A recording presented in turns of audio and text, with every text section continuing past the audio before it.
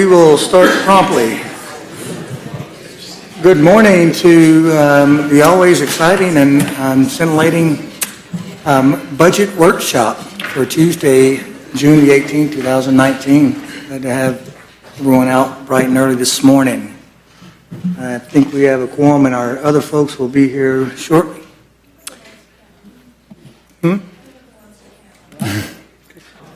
Well, is there a motion? I'm thinking a motion is in order for all of us that are here, potential pay raises. Lower the exclude the other people that are not here. That would be the way we pay for it. All right. Too bad for them. Good morning, Mr. Administrator and staff. We appreciate all of you coming out this morning. I think our first order of business is to start with the mid-year status report. We'll hear from you, and if there are questions once you complete it, we'll go from there. Thank you very much, Mr. Chairman. We appreciate it. Commissioners, today, of course, is your June budget workshop. As you know, at this point in the process, the board has already provided lots of policy guidance and specific direction in the development of the FY 2020 budget. As in recent years, the June workshop is the time that I provide you with a tentatively balanced budget and seek your direction on any other fiscal policy matters that you wish to have addressed in the final budget. So let me jump right in, Commissioners. I'll jump right in by hitting the highlights. And as we discussed in your individual briefings and based on the policy guidance provided at your April 23rd workshop, the budget is tentatively balanced at $274,296,175, which is an increase over the FY19 budget of a little over 4%. And Commissioners, the budget is tentatively balanced with, and I'm just going to run over some bullets here, no increase in the millage rate for the 8th consecutive year. It reflects increased property values of about 5.74% at this point in time as of June, which is slightly higher than we presented to you back in April. It also reflects modest growth in sales taxes and other revenues based on an improving economy. It includes cost savings and avoidances identified through our continuous organization-wide internal efforts. It utilizes a constant use of fund balance at $2 million, which is down from $5 million during the height of the recession, so that is good.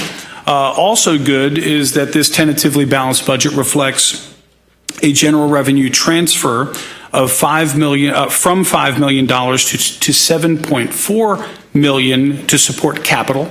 So we're investing more in capital in this budget, which is very good. Again, during the economic decline, we increased the use of fund balance and decreased capital and drew down revenues. And during an improving economy, as we are in now, we are restoring those and putting the county in the best financial position for what is always an uncertain future in our world. Commissioners, we continue to implement our multi-year plan that we presented to you back in April, and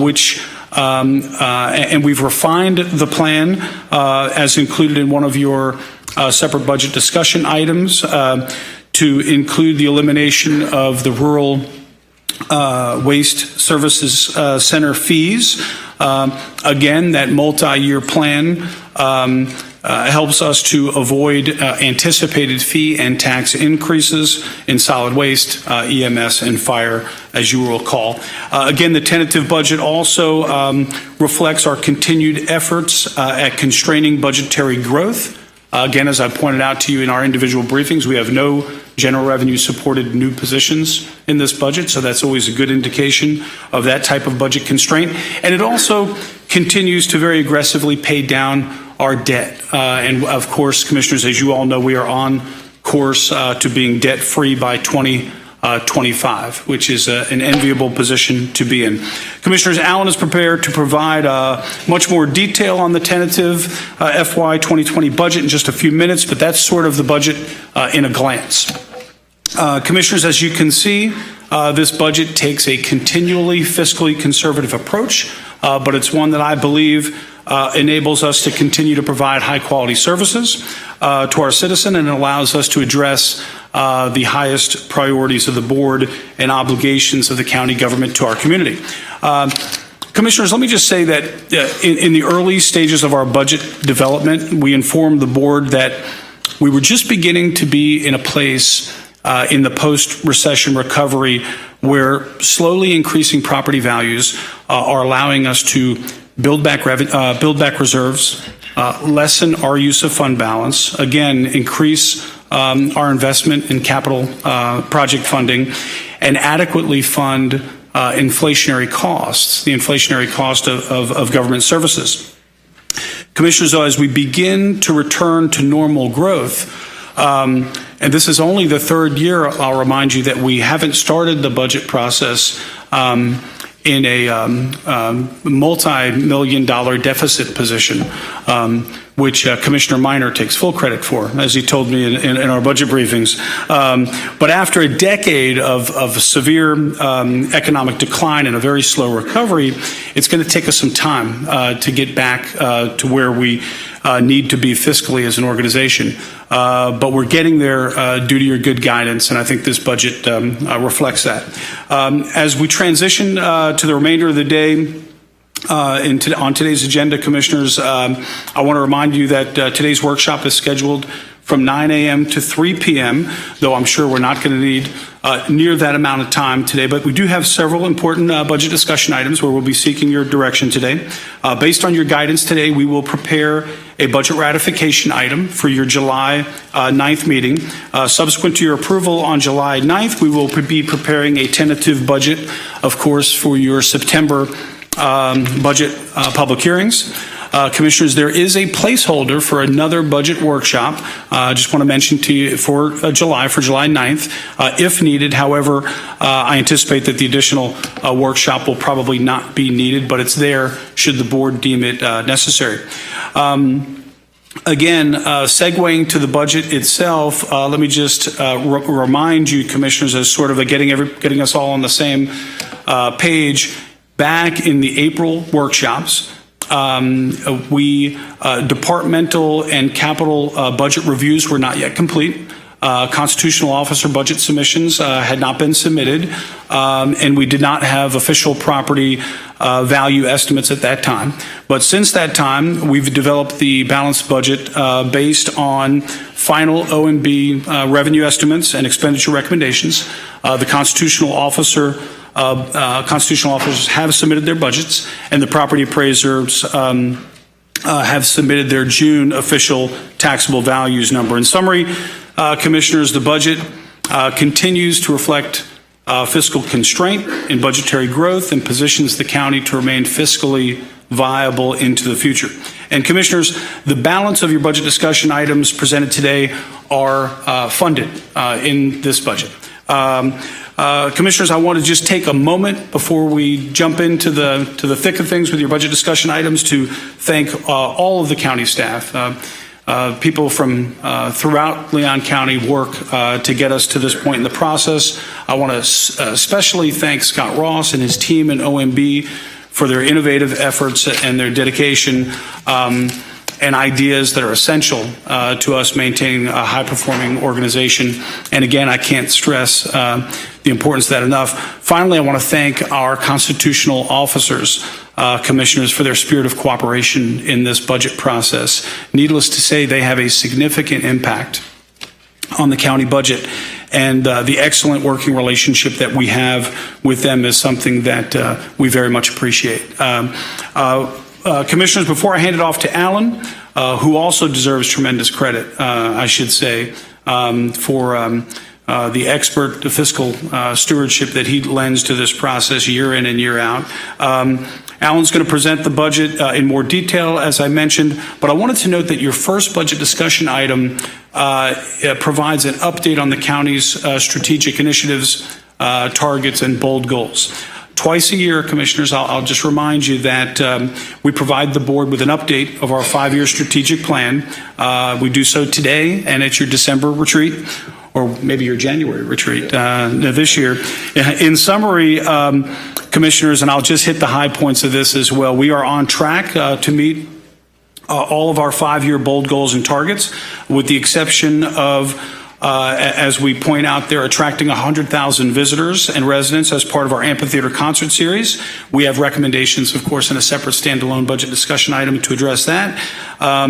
And we have completed 72% or 54 of the 78 strategic initiatives, and your agenda materials contain all the supporting details on that you would ever want. I want to thank Heather Peoples for that. That's a big lift, and she puts a tremendous effort in tracking and evaluating all of these, which we do year-round. So, Commissioners, I'm happy to take any questions that you might have on that item, but in the interest of time, we are prepared to hand it off to Alan for the budget overview, but I'll take a breath and pause and Commissioners, and check in with you, Mr. Chairman, to see if you have any questions on or issues on that item before we head into the budget overview.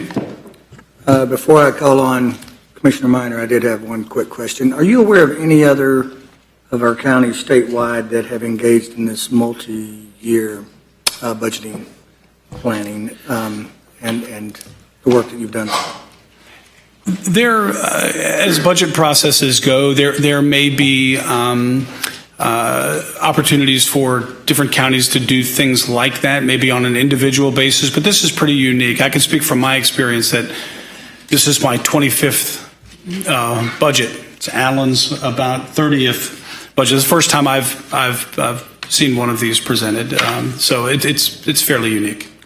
And so I would just want to echo your appreciation to staff across the board, as well as Scott and Alan and all the folks that have been able to capture that and come back to us with something that is extremely innovative and groundbreaking in terms of multi-year budgeting, and also the work that we've done to keep the millage rate the same over the last 8-year period. I think that represents some true fiscal responsibility and some difficult decisions that aren't always made up here, but are important to us living within our means. And congratulations and appreciation to all the staff.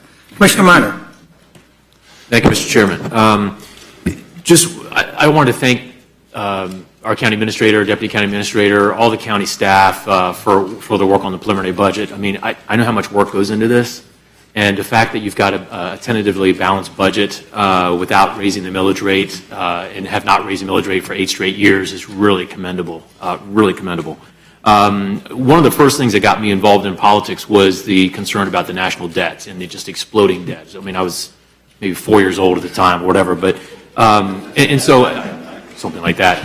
And so it's always been on my mind about how you know, servicing debt just sucks the life out of a government organization being able to invest in the future. And so the fact that this county is on track to be debt-free by 2025 is incredible. There are a few counties in this state that can make that claim. One quick question about the goals and targets, which are terrific. If you look at this, our progress rate, if progress was constant, would be 50%. We're right at the midway mark in the 5-year strategic plan. Is that correct? Mm-hmm. So, that's correct. And you've already made a lot of progress on a lot of these elements. We talked about this during our briefing, but a citizen might look at this and think, okay, well, that's great, we're making a lot of progress, but for the first half of this 5-year period, have we just gone through the easy pickings? In other words, have we gotten the easy gains now, and will the second half of that 5-year period be much harder for us to continue making those gains?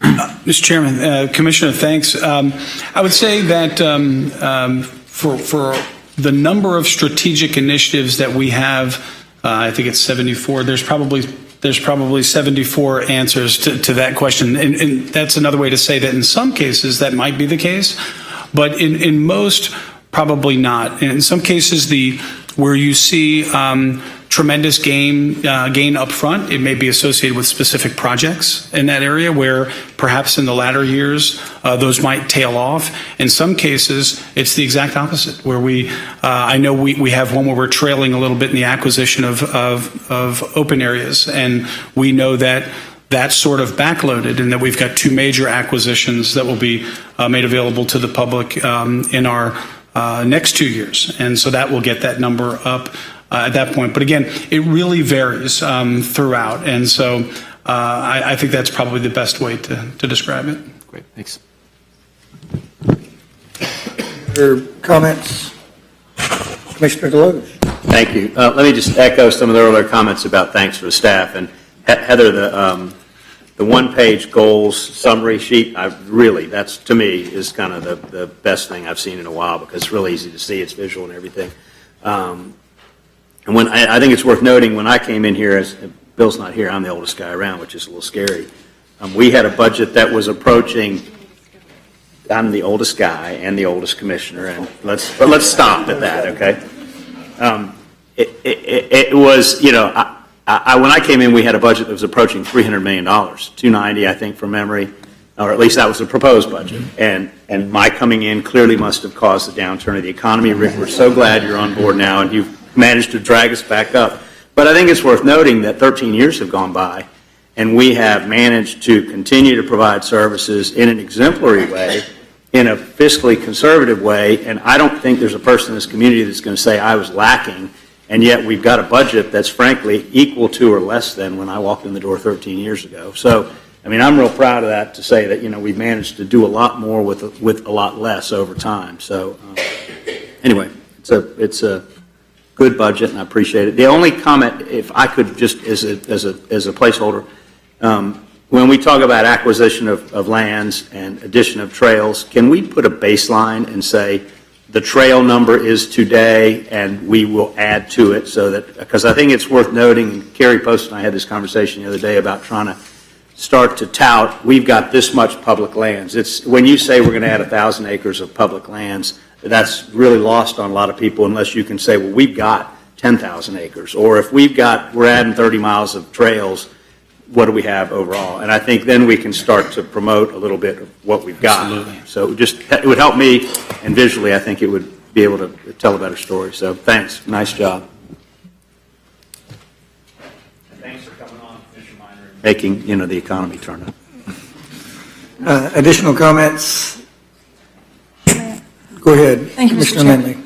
I'll just be real quick. I was also very impressed with our comparable numbers, the benchmarks, that I saw something just the other day about the expense of government per resident, and I am really happy to see that in Leon County, when we're compared with other counties of a similar size, we have the lowest net budget per resident in the state compared to other counties. That's, I believe, it's at $827 per resident. This compares to, for example, in Jacksonville, St. Johns County, $1,930 per resident. Over twice. So I think it's really important for our citizens to know that we're being really efficient with their dollars. And Scott, I know you're on top of those numbers all the time. But I think that's just worth noting, and for everyone to know here, that it's a very, very well-run operation fiscally. Thank you. Commissioner Maddox. Thank you, Mr. Chair. I'll be brief. Good morning. I think also we can't give staff enough credit without also mentioning the fiscal planning prior to all of us, actually, being on the commission, except for maybe Commissioner Proctor. I think what allowed us to be at the point that we're at right now, that we didn't have to raise the millage rate and do some drastic things, was the amount of fund balance that we had, and the fact that we had adequate fund balance to take care of our needs in our downtime in the economy. So I want to thank staff for that, and previous boards for having the knowledge and the wisdom not to raid that fund balance down as low as possible to get other things done. So that is a key factor in us being able to sit in this position that we're in, at a $274 million budget, when, like you said, Commissioner Deloge, in 2008, we were 290. Also, staff, we've had staff take on more with less people, frankly. And those staff members who have stepped on and taken on extra responsibilities and doing a great job of it, They deserve to be commended for doing that, because that, again, allows us to do the things that we're doing. So to do more with less is not possible unless you have competent and outstanding staff. So we appreciate what they do for us. And last but not least, I want us to continue to keep in mind the fact that those prior commissions did have the wisdom to make sure that they kept an adequate fund balance. So when hard times came, our government was able to stand strong and use that fund balance in our time of need. I think this board is the type of board that is just as fiscally conservative in a way that we can continue to be fiscally sound in those down times. We cannot sit here and believe that another downturn in our economy isn't coming at some point. It's just a cycle of what our economy does. But I know that with this board and with the decisions that we've made and with the decisions that staff has put before us, we'll be ready when those times come. So just want to remind us that we have to keep in mind that eventually, and I hate to be Debbie Downer, but eventually, the time is coming when we will have to look at a budget and figure out how to balance that budget with more of our fund balance than we've had to use in the previous years. Speaking of, Vince, at the what level of percentage of our budget is our fund balance at right now? We have 17 right now, but that's because of the outflows we did for the hurricanes. We anticipate that going back up over to 20 to 23% once we get all the money back. Good. I believe our board policy is around 15? 15. Right, and the highest is 28, I think? 30. 30, so high of 30, low of 15? Okay, but you expect when we get that money, those monies back from the hurricane, we'll be back up to about 20? The mid-20s. Good. All right, thank you. Thank you. Commissioner Dozier. Mr. Chair, I don't want to not echo what everyone else has said this morning. I can just say ditto. Great comments so far getting us started. And I was going to be content with that, although I realize that we're kind of looking backwards, appreciating the debt service, good budgeting that has gotten us to this place, not raising taxes in a long time. All of those things are really great. I think what you said, Mr. Chair, that no one else is really, or asking about other people who may be doing the strategic planning, adding the note about how many trails we have, I really like that. Even though we've kept a handle on our budget and probably gone beyond where a lot of other counties can, looking at the debt service, things like that, we are also pushing the envelope and doing new things. And I think that's where the strategic plan comes in. We've got an opportunity to build more collaboration, to align more of our departments, things like that, and with our partners, city, other agencies, school boards, and the state, as well as our nonprofits. And I think we're doing a good job pushing in that direction, and we need to keep that up. Just with tourism in general, just one item we'll take up today, we've got incredible revenue coming in, and we need to really be strategic about planning for the future to keep these good times going and to be as effective and efficient as we can. So I appreciate everything that's gotten us to this point and given us the ability to get really creative in the recent years and make sure we're doing things right that will set us up well if we ever run into hard times again. Yes. I'm not going to say when, just to be hopeful, but yes, there will likely be that, and it's good to plan for it. So thank you, Mr. Chair. Thank you. Seeing no other comments or concerns, we'll move on to our preliminary budget. Need a motion for that? Sure. Do you need anything? I mean, is this just to accept status report? Yes, just to accept the status report, that'd be fine. Accept status. Thank you. Motion's been made by Commissioner Deloge, seconded by Commissioner Dozier to accept the mid-year status report. All those in favor signify by saying aye. Aye. Opposed by the same sign. Motion passes. Thank you, Mr. Chairman. Commissioners, I'll now hand it off to Alan for item 2, the budget overview. Good morning, Commissioners. What you have in front of you on the screen right now is just kind of frame where we're at in the budget process. You've all been working on this, the county, for quite a bit of time now, back since December of 2018. We came to you in April with our preliminary workshop. You've had a number of agenda items considering it, so we're about 2/3 of the way through the process.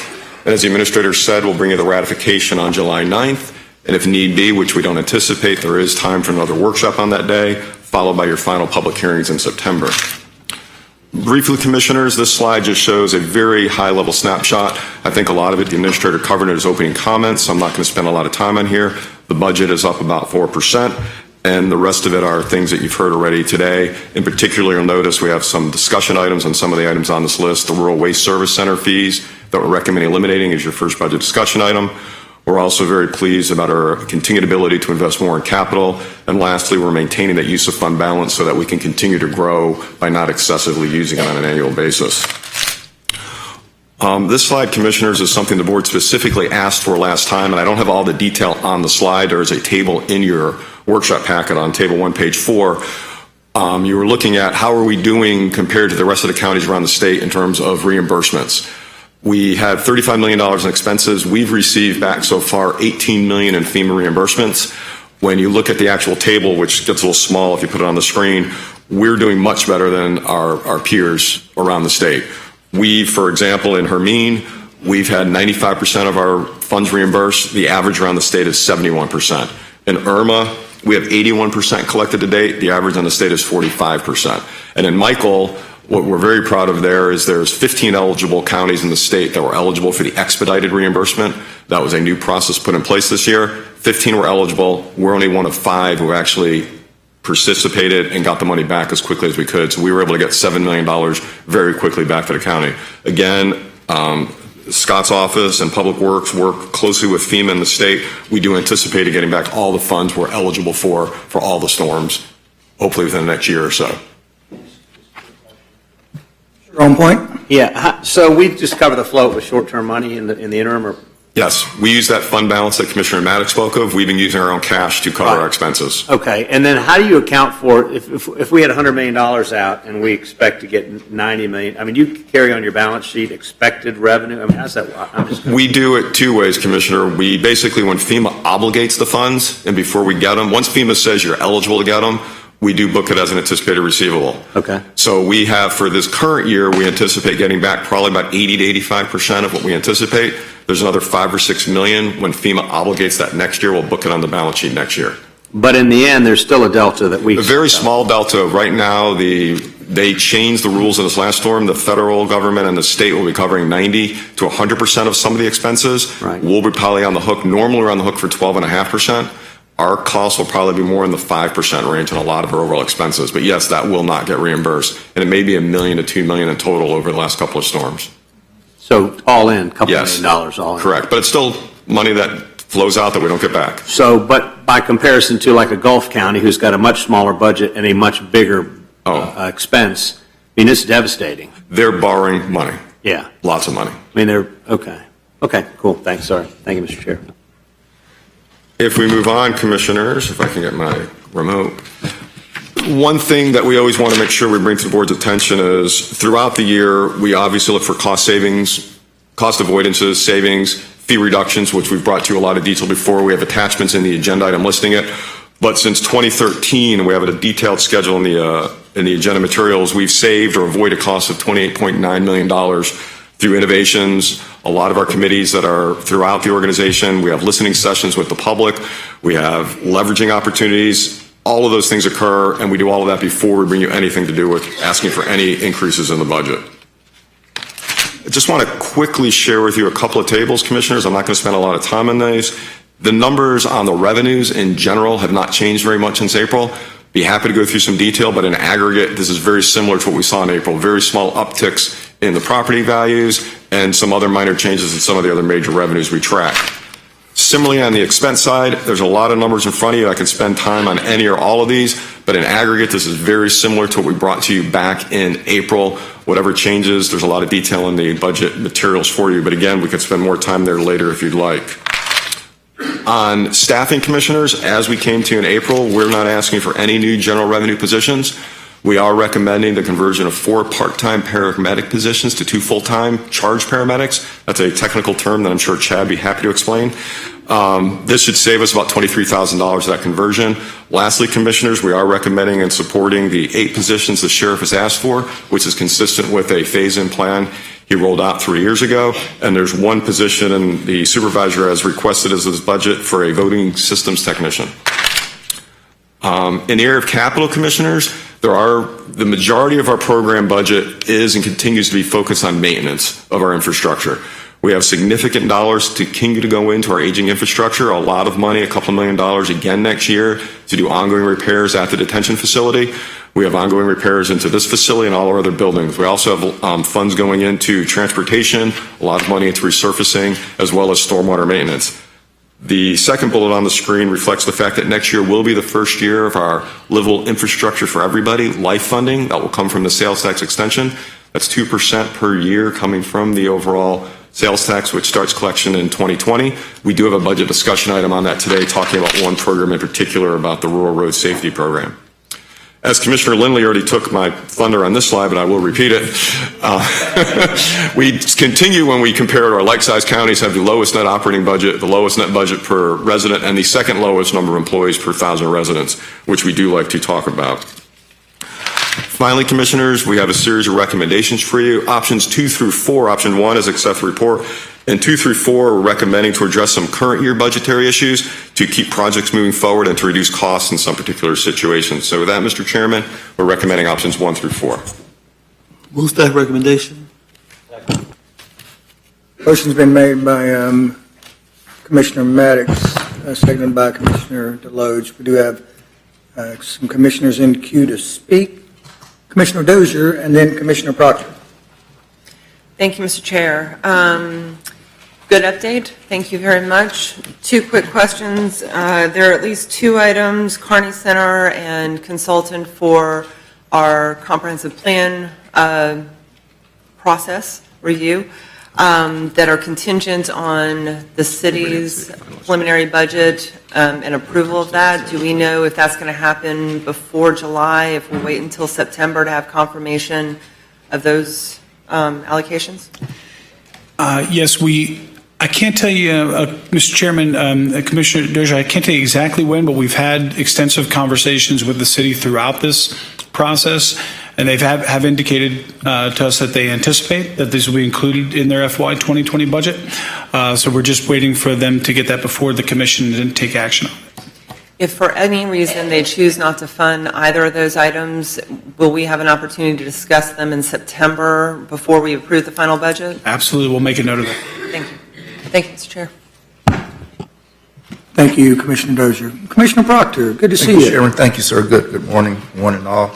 I'm excited about and I've always been excited about the capacity of our staff to help us to face any challenges in that, whether we have money in excess or money projected to be a shortfall. Over the years, I've witnessed their dexterity of ability and capacity of thought to bring us through.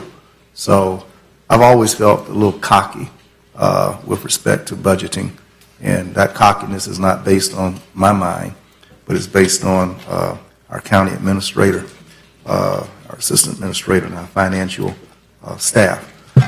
I have been richly informed and impressed over the years, and it matters not which way, if we're leaning short or we're leaning long. They understand their capacity over the years to get to see where the legislature is going, or to see amendments that are placed on the ballot for voter consideration. They always have us well prepared. I've also been ably informed by my friend Kenneth Barber, who was a former Leon County Budget Director, and I've always been able to ask him questions to get another viewpoint in terms of what I'm looking at, and I appreciate you, Ken, for being here this morning. As I look at attachment 2 on page 61 of 6.6, and I was following the last part of your comments, Alan, and this is philosophical, and I think we get to do that in this moment. When it says that the net budget per countywide resident, and I see that we're putting $827 for each Leon count for a county resident of Leon, but we're not making the per dollar investment Jefferson County is spending $2,300. Madison is spending $1,200 per resident. Escambia, 11 something. Jackson County is spending $1,200, and Wakulla is almost at 1,000 at $979. And before we thump our chest that we're holding margins and we're holding this and that, based on these numbers, as I look at counties situated around us, we're not stepping up to the plate and putting the dollar value back into the citizens whose money we're using.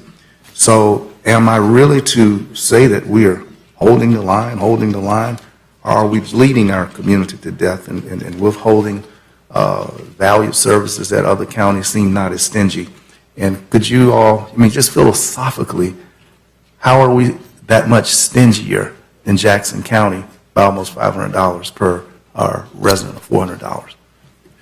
Mr. Chairman, I'll take a shot, and Alan, I'll invite you to jump in as well. But this is a metric that we use. It's certainly not the only one. It only tells you so much of the story. Philosophically, Commissioner, we've always had the philosophy of we're going to try to provide the very highest quality of services in the areas where we provide services. There are counties here that don't have cities that are large service providers.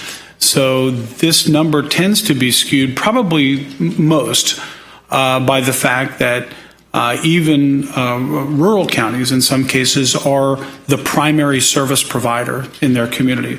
So their budgets tend to be much bigger. And when you divide that by their smaller population, you arrive at a number that shows a greater level of budget per capita than we have. So I would think that's a primary driver, the fact that we have the city who is a very big service provider. We do not run the utility. We do not run water and sewer, and those types of things that you would generally see. Some counties do. Now, in those things that we do, again, we try to do those at the very, very highest level, but that's probably what skews that number the most. Alan, do you have anything else to add?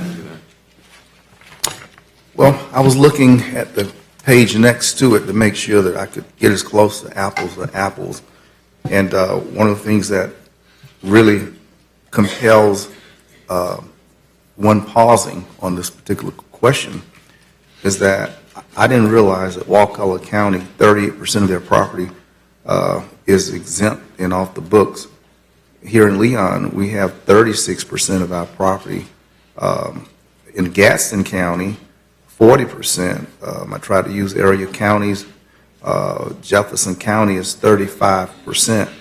And yet, even with almost the same property exempted, their numbers of invested. But I think maybe you hit the point when you said the city.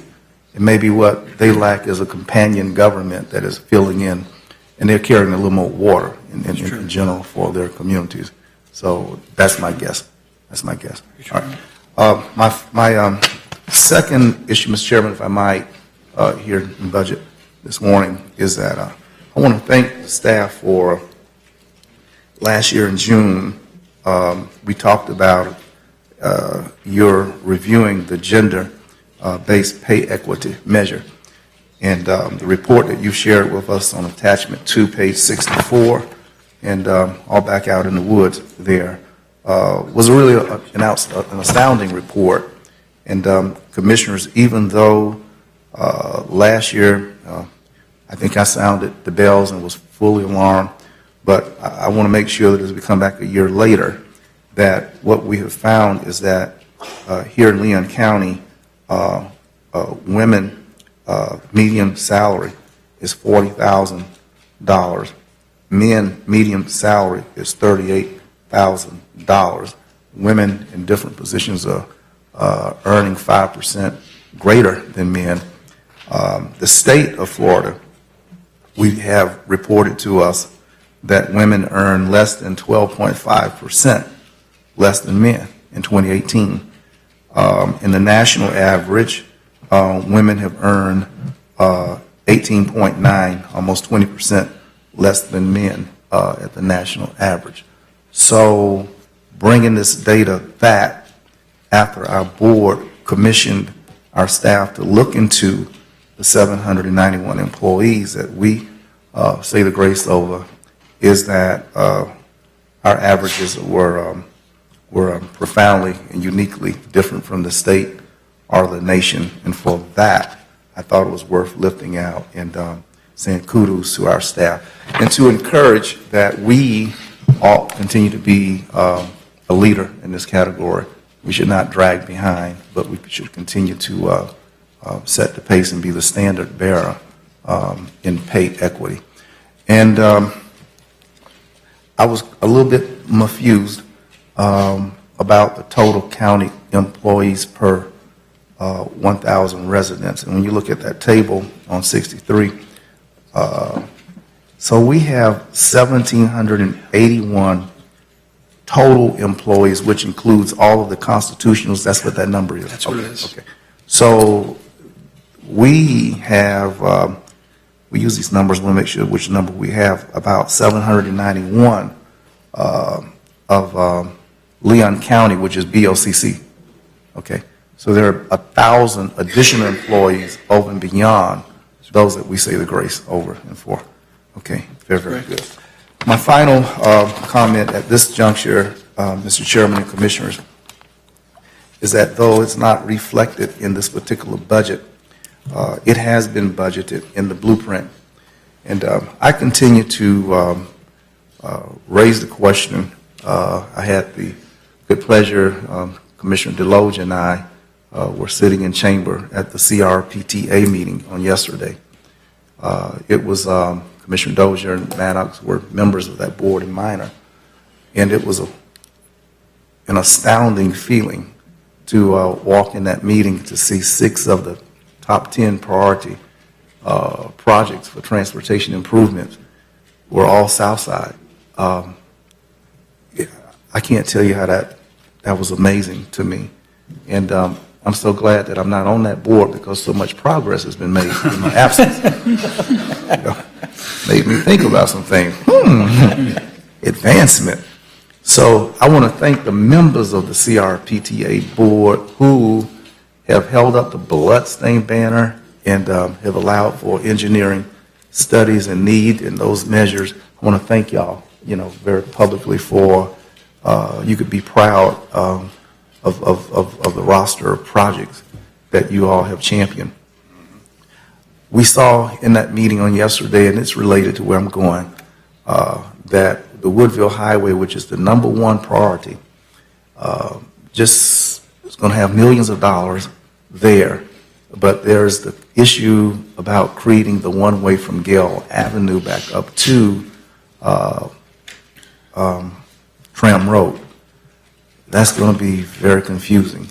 And it's one thing to put millions of dollars down there, but please don't create a problem where one does not exist now.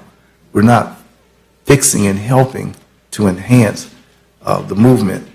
We're impeding and playing games with the movement. And I'm asking if CRPTA members would, and I appreciate you all slowing that matter down. Now, there is a piece of property right next to the millions of dollars for which the #1 ranked CRPTA project, Woodville Highway, and we have a fairground right there next to Tram Road where billions of dollars are about to be spent.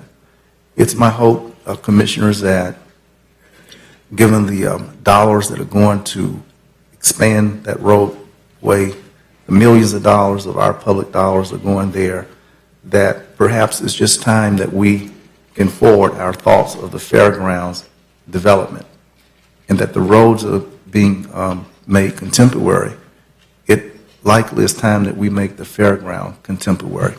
It's not an issue in this book today, but it is postured in funding for the Blueprint 2000. It's not a level 1. And I'm asking this commission, Mr. Chairman, I'm asking our commission to see that the state of Florida has seen that Woodville Highway, South Monroe Street, Tram Road, Gale Avenue, all of that will receive millions of dollars.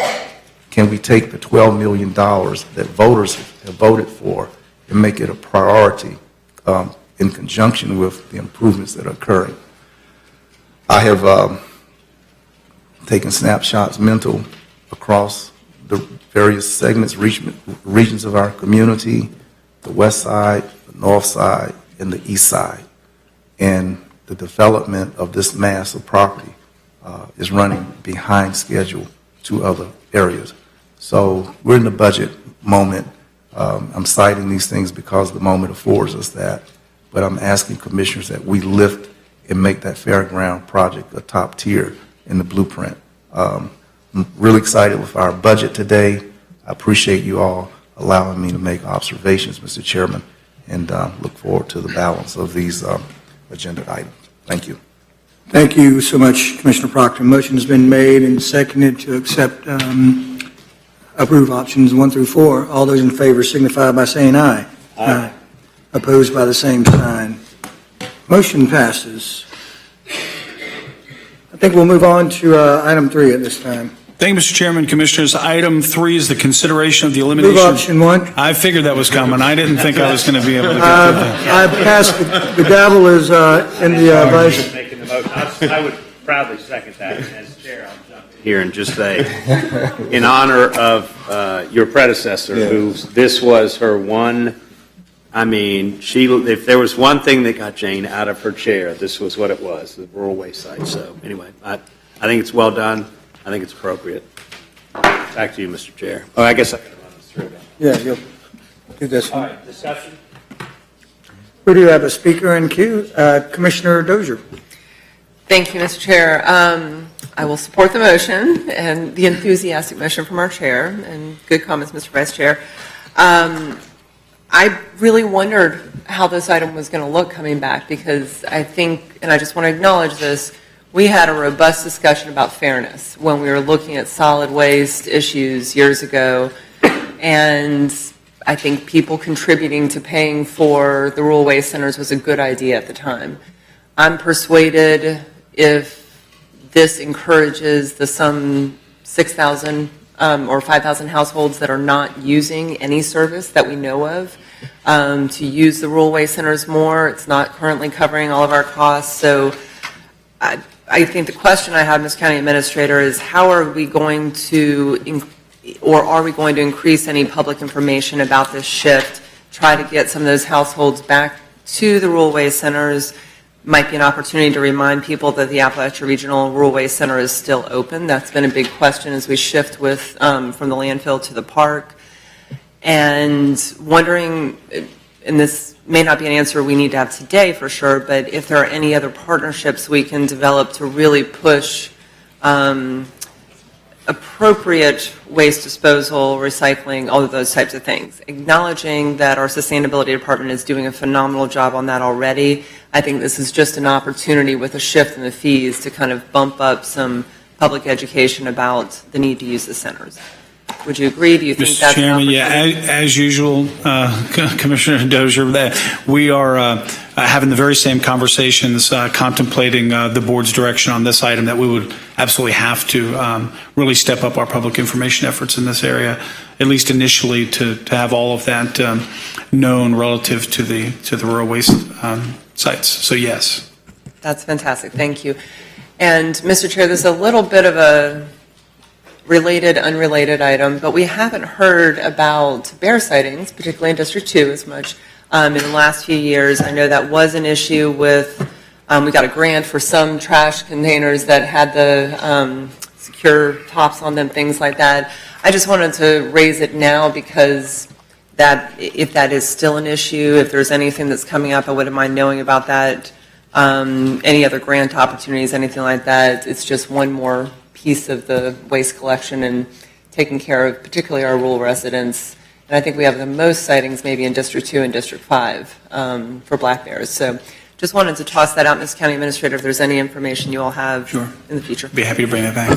Thank you. Commissioner Lindley? Thank you, Mr. Chairman. I'm just speaking for Commissioner Maddox and myself as the two at-large commissioners.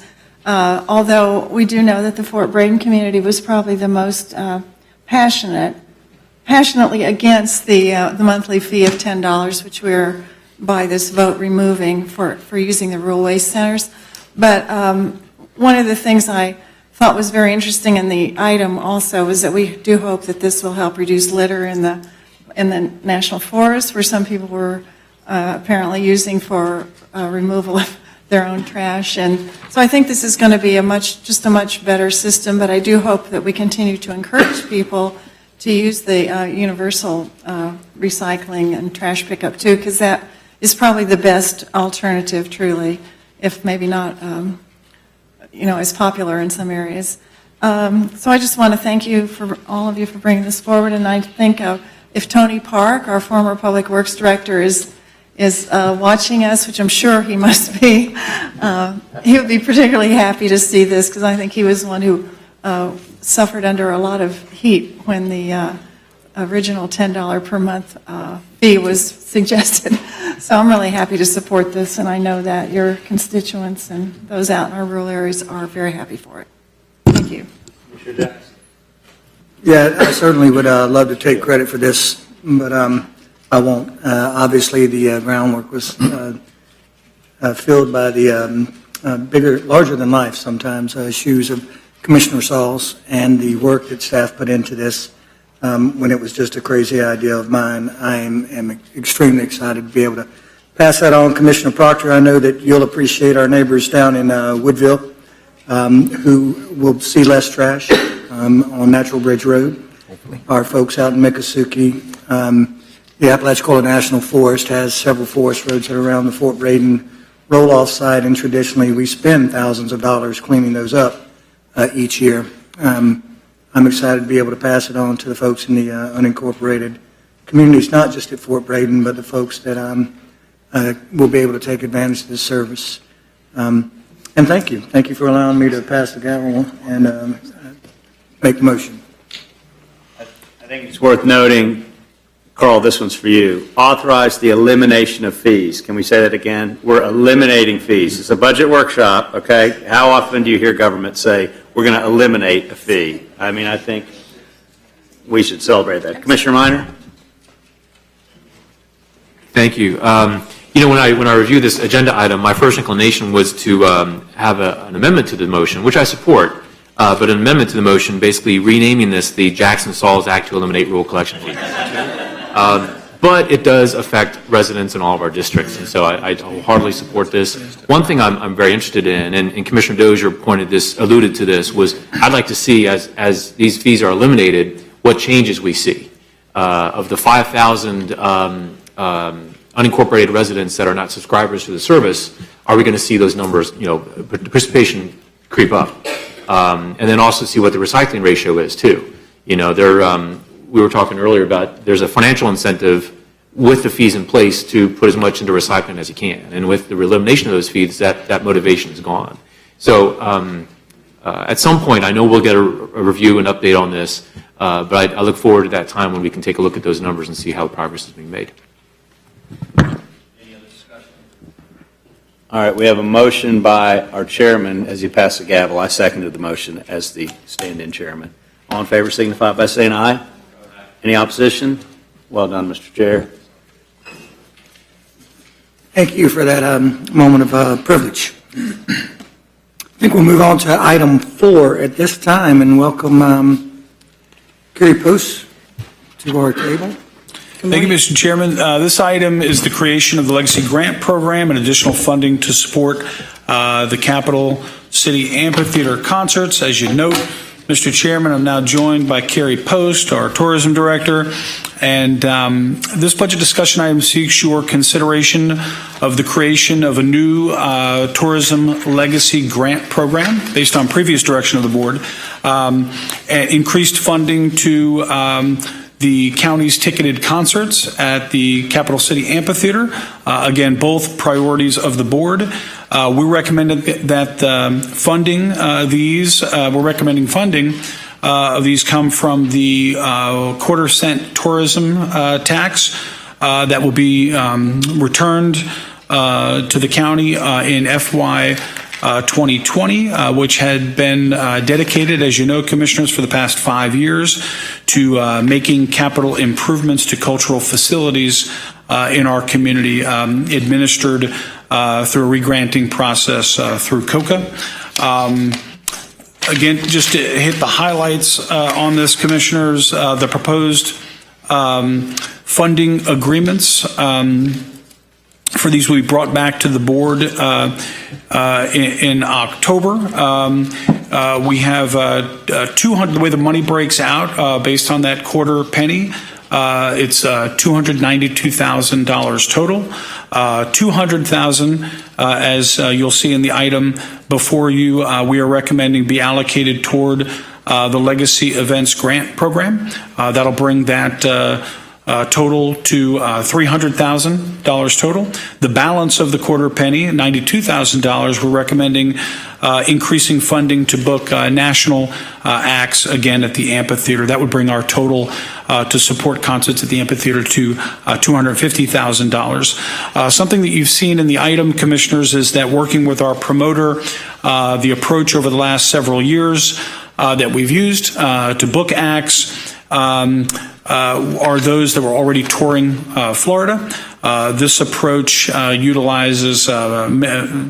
utilized to minimize cost. It's probably the most cost-effective way to do this. However, again, as we've included in your materials, very well-funded competition from outdoor events from other regional venues such as Panama City Beach, Jacksonville, and St. Augustine have driven up the cost to secure national acts touring the region, thereby leaving the market with few options. What we're recommending is a bit of a change in the way that we book acts to direct book those acts, something that Carrie can talk a lot more about, but this gives us the ability to book acts for a specific date on the calendar in advance, which costs a little bit more money, but we feel now at the $250,000 level that it will be adequate for us to book 4 to 5 acts through that direct booking process, in addition to what we'll get from our touring Florida acts. Commissioners, lastly, the item recommends a 1-year contract with COCA. That contract expires this year.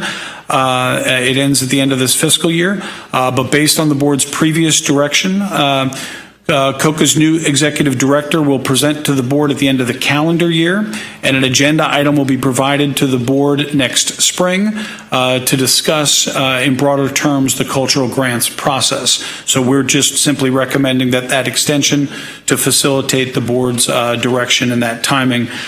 Commissioners, in the interest of time, I realize that this covers a lot of ground, but we're happy to answer any questions that you might have. And again, Carrie Post joins us, and I'm sure she'll be happy to answer any questions you have. With that, Mr. Chairman? I got a couple of commissioners in line here to speak. Commissioner Lindley and then Commissioner Dozier. Is that an old one? Okay. Commissioner Dozier. Thank you, Mr. Vice Chair. This is a robust item, for sure. There's a lot of different moving parts. Carrie, I know you've been hard at work and with our partners, so thank you very much. For me, I want to step back just a minute to make sure I am thinking about this correctly of kind of where we are. This is the end of a 5-year contract, a 5-year agreement with the city, with COCA, with others, after we decided not to pursue the Performing Arts Center. And so, right, is that right? Mm-hmm. Yeah. So part of that agreement, we took the 1 penny that had been collected and dedicated for the Performing Arts Center, and we kind of broke it up. Some went to facilities, TDC, and COCA. Is that kind of with the funding? We took that 1 penny and the ongoing collection. Yes. Yes. The money we already had in the bank, we separated out. That went to the green room, the amphitheater support space, other things like that. Is that correct? Yes. Yeah. Okay. So, Commissioner, I guess I want to just start there because there's some new issues in this item. But when I read it through, to me it feels like this is a point where we're shifting. We have a lot of new opportunities, not just with reallocation of, say, the 1/4 penny that was dedicated to facilities, but also we changed how we funded COCA through the grants when we decided not to pursue the Performing Arts Center. The city dramatically reduced their funding. Most of it was shifted to TDT funds. I think that has worked well. We funded a lot of organizations. Obviously, our TDT revenues are going up pretty dramatically. And I think it's a good moment to reflect on that, because we may want to look at pieces of this more holistically than what at least I think is contemplated right now. So it's a good start. For example, the legacy grants, I think that's a good category. I would like to have a check-in year to year. I know staff needs some flexibility. We talked about this in briefing, to adjust these multi-year contracts due to the revenues of the from the bed tax. Is that right, Carrie? You need some flexibility year in, year out? Between the grant programs, yes, and with the legacy events particularly, again, they do have the opportunity to increase their requested amount if they are significantly enhancing their events. Okay. So that I fully support. I would just love to have ongoing reporting back to us, even, particularly when you all change those numbers. And even hearing from organizations within all these categories, I think we hear anecdotally from them at different points, word of mouth, market, whomever it might be. But this is an exciting new area, and I think it will work. I'm going to turn off Commissioner's phone. Sorry about that. I just want to make sure that we are staying on top of any other changes that need to happen in the next few years at your advice and direction. So that one I'm really happy with. The concert funding, I think it was a really good note, and it stuck out to me that the branding issue has become of concern with the pavilion closing. That was something that I had not heard before, so I appreciate you all kind of bringing that forward in the item. I think additional funding, whether it's the summer concert series for some local events or through the promoted events, is a really good idea. So I fully support that. I do think this is an opportunity, and Ms. County Administrator, we talked about this in briefing yesterday, so I decided I wanted to try to make this a little more formal. We have set up the amphitheater support space and green room space through our agreement these last 5 years as part of the CRA. So it's pretty complicated. The money was kind of controlled by CRA through all these different agreements. We agreed to fund that space, and there's an agreement, I understand, is being worked on right now between city and county to manage that space in an ongoing fashion. Correct. I would like to suggest that that agreement needs to be between the city and the county. It does not need to include the CRA. That was just our mechanism to construct this facility. CRA doesn't have a role in this space ongoing. So I think we talked about it yesterday. Ms. County Administrator, if you want to say anything else to that point, I think you agreed that that was the right posture. Absolutely. Okay. So I'm not sure if you need our direction, but for my colleagues, just to send a signal to our city partners, I'm going to suggest at the end that we give direction to bring forward that agreement between city and county, and if we can get an update, I know it's a pretty quick turnaround, but in July, just brief update on where that stands. I know it's moving forward pretty quickly. I think that would be helpful for us. And bringing this to a close, Mr. Chair, excuse me. The last piece that I wanted to mention was the COCA one-year extension of the grant, or the funding structure. While I still believe that we could look at this in different ways and kind of assess how we're doing our culture and grants funding, we have a new director coming on board, and I think if we're going to, I do believe COCA could be a strong partner. But this is an opportunity to look at that agreement. We're almost fully funded by the Tourist Development Council, or Tourist Development Tax, and to really look at having a more strategic partnership with COCA in that next agreement. Carrie, you're nodding, so that is an opportunity here, yes? So I know our new executive director is coming on in August. We had planned to look at this in December. I am concerned that doesn't give us enough time to really flesh out an agreement for a multi-year contract before we get into budget. So I just wanted to raise that issue now. I still think we can look at this area and increase our partnerships, really push the envelope in our effectiveness. But I think a one-year contract kind of leaves us in limbo. And so if we're not going to do something very different, then we really need to buckle down and figure out what that agreement with COCA looks like, so that they have some assurance and we can have a very strong partnership. So wrapping this up, Legacy I think is great with the updates. The concert funding I think is great. And I guess going back to the options here, that would be making a motion for options 1 through 3 with the addition of bringing us an update on the amphitheater support space and green room and initiating a contract between the city and county without the CRA as a party to that contract for the management operations of that space. That would be my motion, Mr. Chair. All right, motion's been made. Do I have a second to the motion? Thank you. All right. Seconded by Commissioner Deloge for discussion. We have Commissioner Maddox, pardon me, Commissioner Deloge, I think is first, then Commissioner Maddox. Thank you, Mr. Chair. Commissioner Proctor. Yeah, I mean, if you think about this, we're kind of in uncharted water, and the fact that there's not a lot of, communities, this is not something we do on a regular basis. I mean, starting and opening and running an amphitheater, so you have to realize there's going to be some kind of push and pull and start and stop, and I think this is one of those adjustment periods where you look at it and say, maybe we could have invested a little heavier, and I know that, there's been some criticism about, well, is this an expense or is this a revenue producer? I don't think anybody went into this ever thinking, we're going to make money on this, but I think all of us went into this thinking, this is a real community asset, and I'm real proud of what we've done with it. So this is one of those adjustment periods.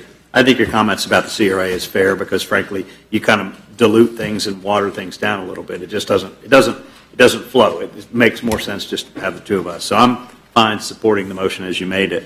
And I would assume that as we go forward, you might have more of these kind of things. I'd love to see around the country how some of the other communities who have had successful amphitheaters, you mentioned Panama City and Pensacola and St. Augustine. I'd be kind of curious, most of them have been in it a little longer than we have, what their wins and losses and what some of their highs and lows and best practices have been, if there's a way to kind of glean some of that. But anyway, thank you, Mr. Chair. Commissioner Proctor. Thank you, Mr. Chairman. Carrie, I wanted to ask, what is your perception of all of this? How does this fit into the vision of, and I know that I can't remember the time that you've come to a table and we've even ever let you talk. Could you share with us your thoughts and thinking about what this does for us? I know, we never let her talk. I never have that problem with her. I understand. Well, Commissioner, I think this, everything that we've recommended and that we're proposing supports our tourism strategic plan. I think it is a wise use looking at the greatest return on investment for our TDT and for the benefit of our community. I fully support all that we've proposed in the item as well as what you've talked about with the amphitheater support space. Makes no sense. I think we're moving in the right direction to keep the tourism momentum going forward. Okay, very good. Thank you. Commissioner Maddox, you still in queue?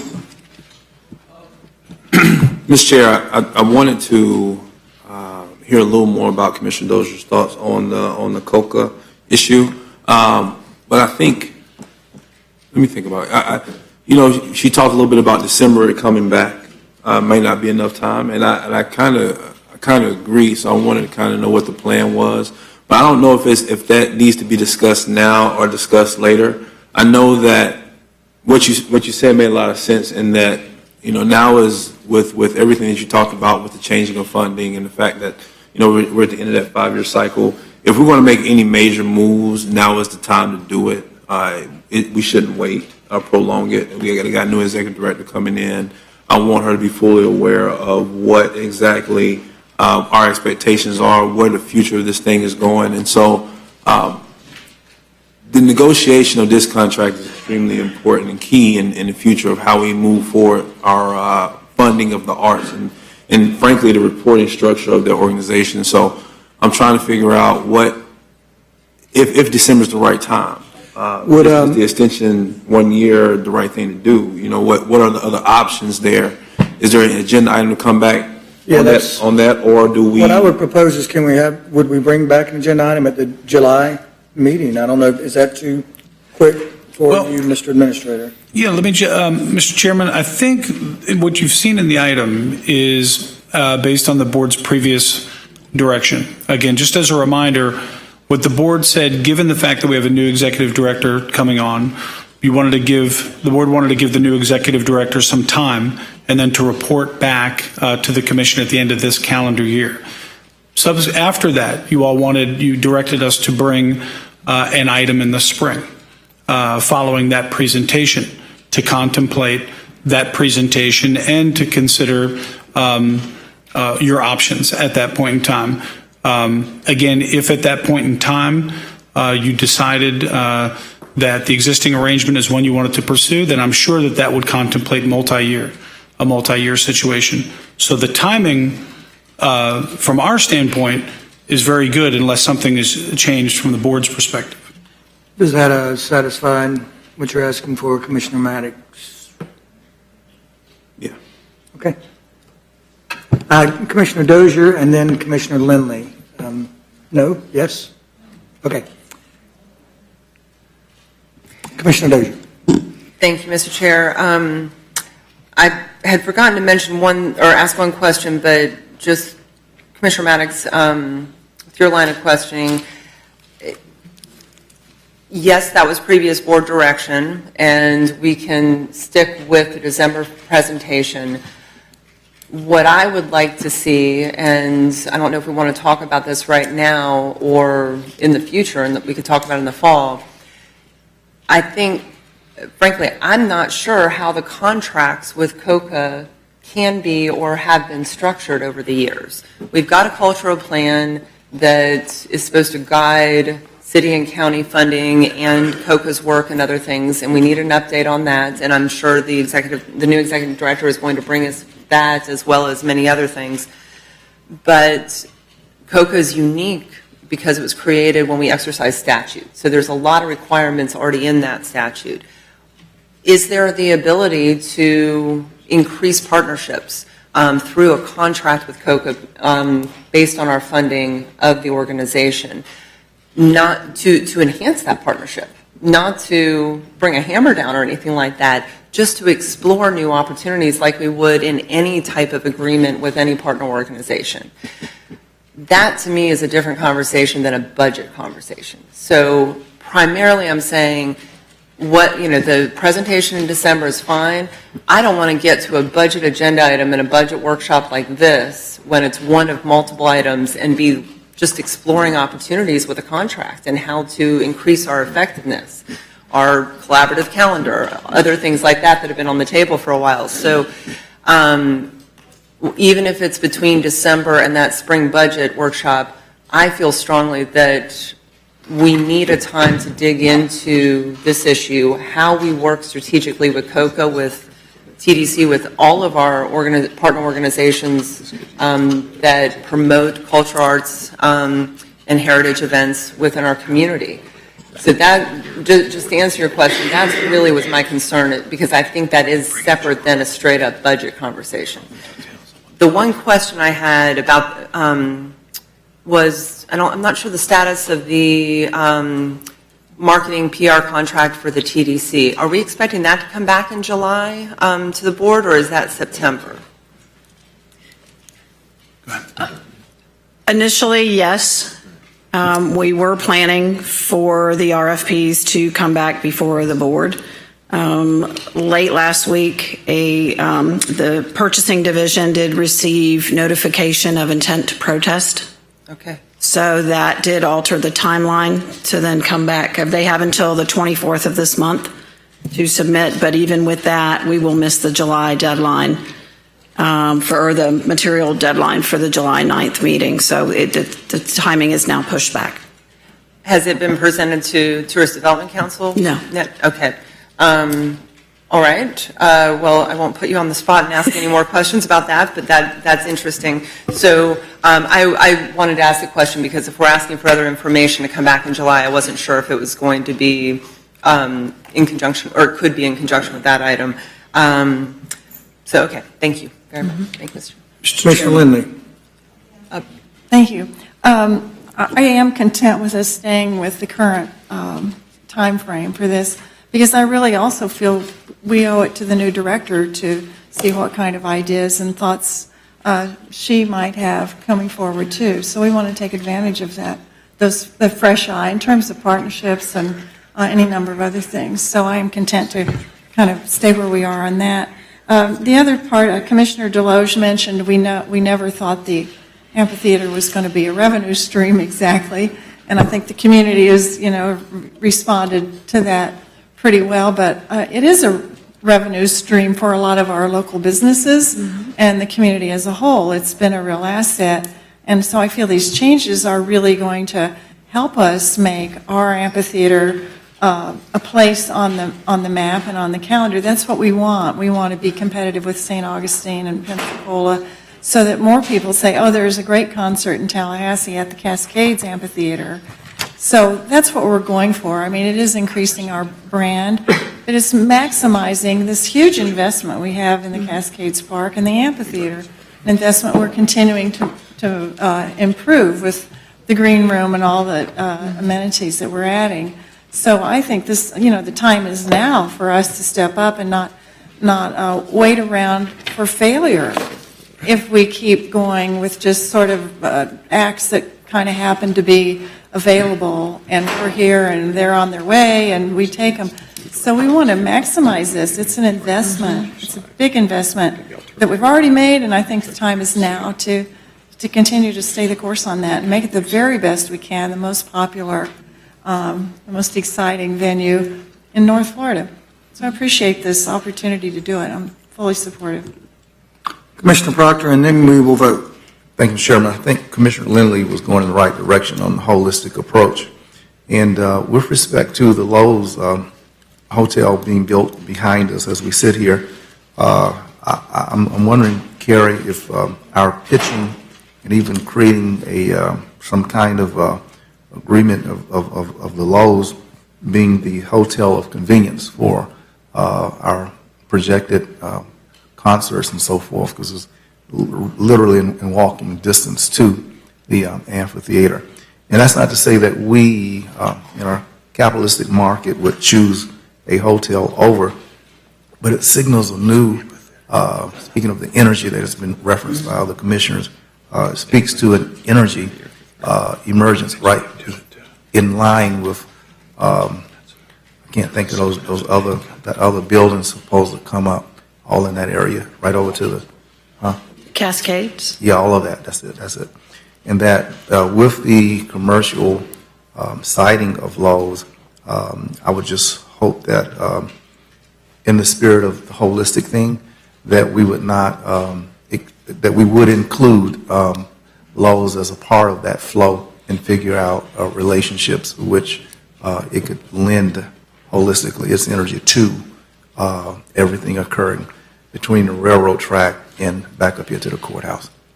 May I just weigh in to make sure everyone understands the Lowe's is not the home improvement opportunity, but a hotel? I think when you pull your credit card out, Just and when you go in there, checking you're the going to know spelling. it's not home improvement. All right, thank you, Commissioner Proctor. Mr. Chairman? It's been made to authorize and approve options 1 through 3 with the addition of Commissioner Dozier's request. Mr. Chairman, if I could just get in, I just wanted to, hearing the conversation and particularly a couple of the issues that Commissioner Dozier raised, I just wanted to address that based on this direction, we'll bring an item to you probably in the September meeting. We'll bring you back the update on the CRA in July as you requested. We'll bring the 1 year back in September, Commissioner Dozier, and in that time between now and then, we'll sit down with the new executive director and look for enhancements even on the 1 year agreement. Again, in the spring, what we'll do is have a more comprehensive item separate from the budget, but a comprehensive item on the relationship going forward, more long-term. On point, go ahead. Is the new executive director from Tallahassee or North Florida? No. Okay. I just don't want us to have over expectation of someone who is not aware of the dangling parts that makes the symphony of what we're doing. So She did used to work here, and I think maybe go to school here. So she's a returning okay, She was a former professor, I believe. okay. I just don't want to us expect someone who. All right. Commissioner Maddox, and then we will vote on the motion as explained, so I don't have to explain it again. Yeah, thank you, Mr. Chair. Just real quick to answer Commissioner Proctor's question, the new executive director of COCA, she's actually from, I believe, out west. Has spent some time here in Leon County, I think about 6 or 7 years. So she's familiar with Leon County. But the one thing I want to make sure that she's aware of is the transitional point that we are in right now with our funding of our arts organizations in Leon County. So, Mr. Administrator, I know we won't hear from her until after the new year, but I don't want her to be blindsided when she sits before us in the things that we may be considering when that time comes. So, and that's more of what I'm concerned about, just her knowing where we are as an organization as far as funding our agreement with COCA moving forward and contractual obligations that we may have to them and they may have to us. So to me, honestly, I think that would probably be the biggest surprise, if any, to her that she may not have been aware of. But she was very abreast to kind of what was going on, because she could tell us kind of, well, this is what I saw when I left, and these are the opportunities that I see now. But I'm just not sure she was explained to yet the situation that we're in and transitional point that we're in, and the fact that this is a contract year when it comes to us moving forward with our agreement with COCA, and I don't want her to be blindsided by it. So when you sit down with her, I want her to be fully aware of that. So when we do have that conversation coming up in the spring, there are no surprises. Is there anything that prohibits her being included now, prior to her contracting? She's already contracted. I mean, she's ready to go. She should be involved in everything we're talking about right now. Yeah, well, I'm pretty well sure. I think that's what the county administrator is talking about. As soon as she can get in, get her feet on the ground, is meeting with her and having that conversation right now of the contractual conversations and moving forward. So when that happens in the spring, she knows what's going on, and some agreements have been made, and everything can be laid out on the table. Thank you. Thank you both. Any comment, Mr. Administrator? No, we're good. Thank you. Okay, all right. Motion's been made and been seconded. All those in favor signify by saying aye. Aye. Opposed by the same sign. Motion passes. I think we are on item 5 now. Thank you, Kerry. Thank you, Mr. Chairman. Item 5, Commissioners, seeks your approval of the Life Rural Road Safety Stabilization Program funded by sales tax revenues. Commissioners, you'll recall that as part of the sales tax extension, Life was established to ensure a dedicated recurring revenue to fund projects to address core infrastructure deficiencies in the rural areas. To implement Life during last year's budget process, the board was presented a preliminary 5-year capital improvement plan that included program categories to fund street lighting, fire safety, sense of place, boat landings, or boat landing upgrades, recreational amenities, stormwater and flood relief, and finally, a category of rural road safety. At that time, Commissioners, staff received the direction to create this Rural Road Safety Stabilization Program. The proposed program dedicates funding to repair private dirt roads. Again, something we've not done before in a non-pay-for services format. We currently offer services, but they are paid services. This program, again, would allow for private dirt roads to be stabilized for rural, low-income neighborhoods so that we can maintain, so they can maintain the roads in a safe condition. Again, the county does have several existing programs to assist private dirt road owners. All existing programs require payment for services regardless of income level.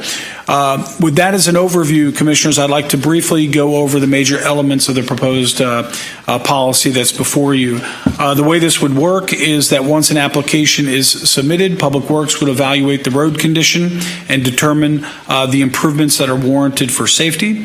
To be eligible for the program, 60% of the households would need to meet low income, and 100% of the households must agree to allow county access to the private property to perform the work. Once the project is complete, the neighborhood would be responsible for the maintenance. We would, of course, promote the program through social media, news advisories, HOAs, et cetera. Over the next 5 years, the CIP includes $1 million in life funding, which we estimate should repair between 15 and 20 miles of dirt road, which is a lot, especially in these subdivisions. And the success of the program will be evaluated after the initial 5 years. Commissioners, that concludes my formal comments on it. We're really excited about this program. You will recall, especially those commissioners who have been around a long time, that we've always wrestled with being able to repair private roads and dedicate public dollars to private roads.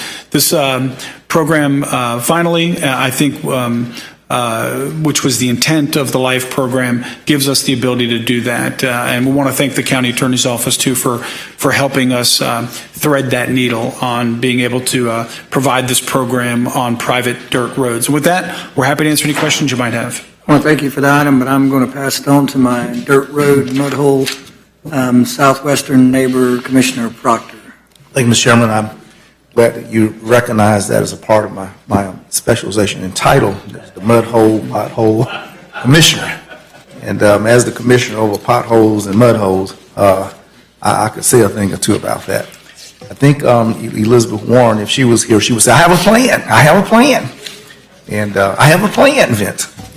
And in that plan, I would suggest that the word dirt road be expanded. We have a lot of roads in disrepair that are gravel, that are asphalt, that has just fallen to smithereens. The word dirt is problematic. And when we use the word rural, I want to ask if are you referring to rural as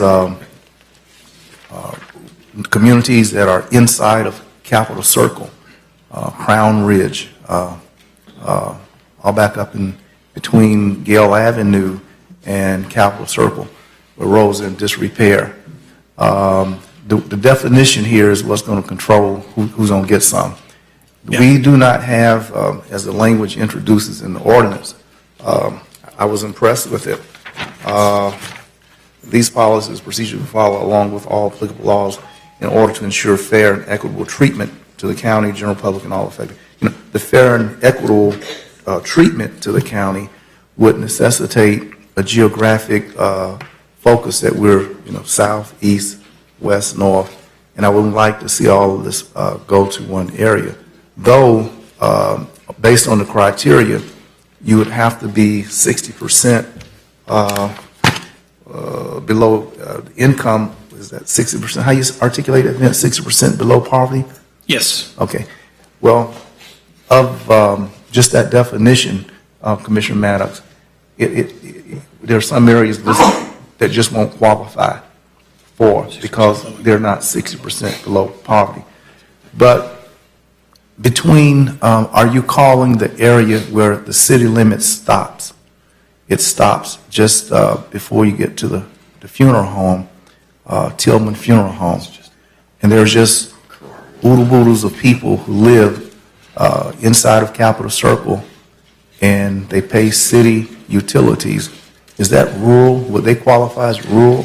They're in the county, they're not in the city. Right. We Commissioner, Mr. Chairman, we left it broad in terms of our ability to exercise discretion on. It was intended to be a rural program, again, to deal with rural roads. We have the ability, whether it's inside the city limits or in the county, to be able to do a project based on this. Okay. What about that word, dirt?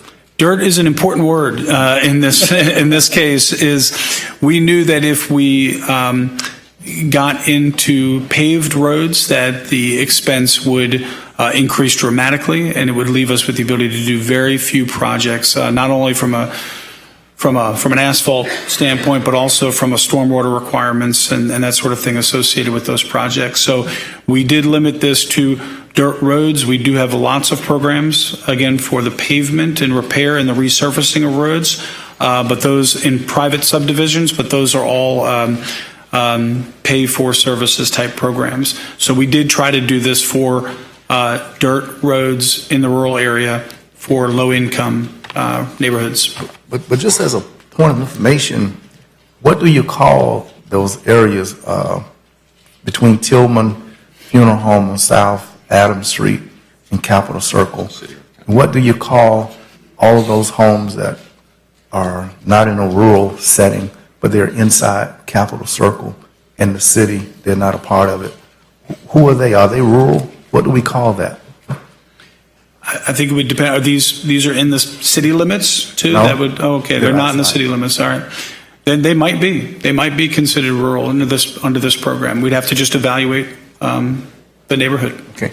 May I suggest on page 6 of the item that we're soliciting feedback from the Leon County Sheriff, Waste Pro, Leon County school bus drivers to get their input on the problematic private roads. Might we include the fire department in our own EMS as well as sources? Even the postal service could kind of tell you some pretty bad roads. Sure. I would include those as well. Thank you, Mr. Chairman. Thank you, Commissioner Proctor. Commissioner Dozier. Thank you, Mr. Chair. I am excited we're moving forward with this, and we've got a lot coming on in the next year with the blueprint tax, but I'm really so grateful that we have the suggestion, Ms. County Administrator, from you and your staff to do the LIFE program. Just looking at the list of types of projects that will be funded in the next 5 years, the fire hydrants, which we got to start on a few years ago, and it's already making life safety improvements to different neighborhoods, the boat landings. I did note that in the two-third program match, that's kind of another paving option and grading option for neighborhoods that can't afford that. So you've got a little bit more money in that, and I'm glad for that. We can't do everything, but I think this is a great start for the 5 years to address small-scale infrastructure projects that we don't otherwise have funding for. This particular one, the dirt roads, and a lot of times we will wax into our memories here. This is one of my biggest, is how many times the roads at the Miccosukee Lane Co-op were flooded out in my early childhood, and we hiked in, and how skilled some of the folks got out there at maintaining our roads. It takes a lot of effort from a neighborhood, and if you don't have the wherewithal to do that, or the number of houses, frankly, to support that, we had a large neighborhood. This one really hit home for me, because I know a lot of our dirt roads, we don't have the income, we don't have the number of households to support it. So I am thrilled with this item. I only wanted to suggest one thing, and I'm not sure, County Administrator, I appreciated the conversation we had during briefing about this issue, so I don't know if you need direction or not as part of the motion. But I think this is an opportunity not just to gain information from others, like you mentioned, Commissioner Proctor. I think adding fire others is good as a source of information about the needs that may exist. Mm-hmm. But when we start to work with a neighborhood that wants to access this program, I think it's a really amazing opportunity to do a survey, to look at other conditions in the neighborhood that may give us additional information for future grant opportunities. It may be a way to connect folks with CONA if they have an opportunity to do an HOA, other services that might be out there. If we're in the area anyhow, I think we just have to take advantage of this time and build up that data and understanding of all areas of our community that may not need attention all the time. So we may not have the opportunity to get out there all the time. Mr. County Administrator, do you have any other thoughts on that? That's Thought good that was the right direction. We agree that's a good opportunity. Okay. Yeah. Do you need board direction for that, or I don't you've think got so. it? I think we're good. Thank you.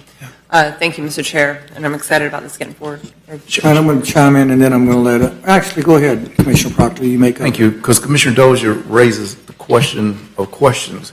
What is the loophole and the backdoor channel to escape the 60% below poverty? Commissioner Dozier cited a neighborhood that very badly probably needed repairs, but I don't think the neighborhood she's references was 60% below poverty. And this program requires that the residents are, 60% below poverty? 50% low income, as defined. 60% low income. Was that the neighborhood you were referring to? Mr. Chair? Go ahead, Commissioner Dozier. Actually, Commissioner Proctor, I was reflecting on a neighborhood that I grew up in. There were still low and moderate income families there, but we had a critical mass, a good number of people who could fund our own road work.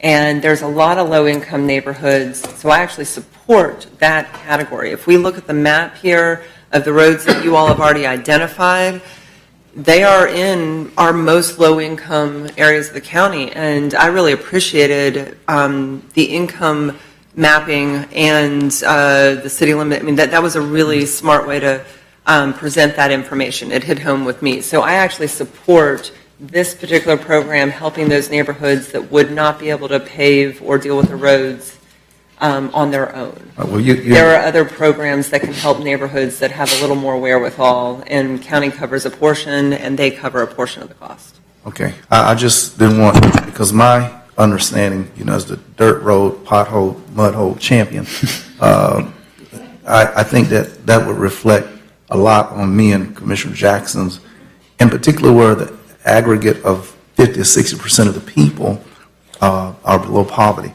So if and I'm going to keep my eye on this program and where this money is going, and I discover, and Commissioner Jackson discovers, that our staff is, that's why I'm asking up front, is there a escape latch that you can, say, well, It'll be a door-to-door survey to verify income. Now, I think that the 100%, you guys have a 100% agreement. Isn't that threshold high, that 100% of the people have got to agree in order for us to do something? In this case, Commissioner, we're talking about private properties, so we need each individual's permission to do work on their private property. Well, we have a two-third program, and we only need 2/3 of the people. So I understand why we actually charge the people and impose a fee to improve that road, that private road, whatever occurs to that property. And Herb Tila actually will put a lien on them for their failure to cooperate. So when we're using that level of money at only a 2/3 threshold before we go in there and pretty much eminent domain and put down, I understand why we've got to have 100% of the people when we're doing a giveaway. I don't get that. Mr. Chairman, actually, the 2/3 program actually requires 100% of all the land to be donated to the project. You can have there's a lower threshold to get us to start the process to evaluate the cost of the program, but ultimately we do not move forward unless 100% of the land required for the project is donated. So it is a similar threshold for both these programs. All the land has to be donated, Commissioner. Okay, that's a new insight. I have to talk to Shonda a little bit about that later. Okay, thank you very much. I think that 100%, we should just, I think that we should look at that. I think that's very high. Sometimes people, so like Commissioner Dozier, I like a rugged road because I drive a big F-150 and I just like the feel of, I don't want this road patch. We've had people come down here, and there were people on the front end of the road, these roads, and they hated that their cars get jacked up. And we've had people come down here who said, we like our horses. We want to ride our horses. We don't want this, And depending on if you're the 60% crowd, you want it paid. If you ain't 60% crowd up in them rural you want to ride horses and you want that rugged, terrain. I don't know why. So 100% means that some of these roads ain't going to get repaired. Thank you, Mr. Chairman. Commissioner Proctor, I did not know you were such an equestrian expert. Man, I probably would fall off every horse in town. Commissioner Minor and Commissioner Lindley, and then we will take a motion. I don't think we've had a motion yet, so. Second. All right, now we have a motion and a second. Commissioner Minor and then Commissioner Lindley, please. Thank you, Mr. Chair. I fully agree with the 100% requirement. I think from a legal perspective, we want to keep the county attorney's office's expenses down in terms of this. If it's private property, we need everybody agree to it. And just a point of clarification, I know we were talking a lot about the low-income people or families that abut the private road. We talked about that in terms of poverty, but I looked this up while you were talking, Commissioner Proctor. It actually, the definition of a low-income person or household is where the income does not exceed 80% of the median annual income for the county, which I think defines and encloses any loopholes you might be thinking about. So whatever that median income is for the county, 60% of the people living along that road have to have an income at 80% or below that number. Well, Commissioner Dozier has shared with me some of the subdivision areas that's included in one of the back attachments. Staff is already, this is District 1 and District 2, Commissioner, that seems to have been designated already. So, Commissioner Jackson, you're going to be a hero. Commissioner Proctor, if we had a dime for each time we received a call in December of 2018 about flooded roads in the southwestern corridor, we would be millionaires. Absolutely. Motion's been made and been seconded. All those in favor signify by saying aye. Aye. Opposed by same sign. Motion passes. We'll move on to item 6, I believe. Thank you, Mr. Chairman. Commissioners, this item recommends proceeding with completing the Chairs Park Ball Field. You'll remember at your April budget workshop, we notified the board about cost estimates to complete the Chairs Ball Field. Significantly exceeded our budget. We recommended at that time that we seek additional community input prior to moving forward with the project and finalizing next year's budget. Following the workshop, Commissioners, we hosted a very successful community meeting at the Chairs Community Center. I appreciate Commissioner Dozier for joining us and all the citizens that took their time to attend. Overall, those in attendance were generally pretty evenly divided relative to where they fit on the spectrum of wanting more nature-based and passive amenities in the park and continuing with the added new ball field. However, taking into consideration all of the community's input, the investment we've made in the park to date, as well as the final cost estimates being reduced from $2.7 to $2 million, which lowered that gap to $800,000. And the commitment, really, which was very significant, obviously, the commitment that the community has made to their baseball program and the support that they have there. While that may not be reflected countywide with baseball, it's certainly alive and well and thriving at that park. Again, we're recommending proceeding with the ball field. However, as noted in the item, Commissioners, we realize the importance of providing passive amenities as well that some of the residents desire, and to address those concerns, we did share at the community meeting that the sales tax extension provides funding for the Lake Lafayette St. Mark's Regional Linear Park, which will include trails and a trail connection to Chairs Park. And with that, Commissioners, again, we appreciate the citizens taking their time to help us in this process, and we're recommending the board approve option 1. I think Commissioner Dozier may have some interest in this item. She's in queue. Go ahead. Just a little bit of interest. Yeah, I'm just saying. Thank you, Mr. Chair. Thank you, Mr. County Administrator, and to you and Alan, Maggie Terrio, your staff, Lee Davis. It was a fantastic meeting at the community center. I think you accurately sum it up that it was split, and I want to acknowledge a couple things because I am going to support the motion that's on the table, or not the motion. I will make a motion for option 1. How about that? Thank you. And now we have a motion on the table. this was an interesting process because, and I think I said this at the end of the meeting, there were, things change over 20, 30 years, and there are certainly those who say the original promises in the 90s were for a passive park.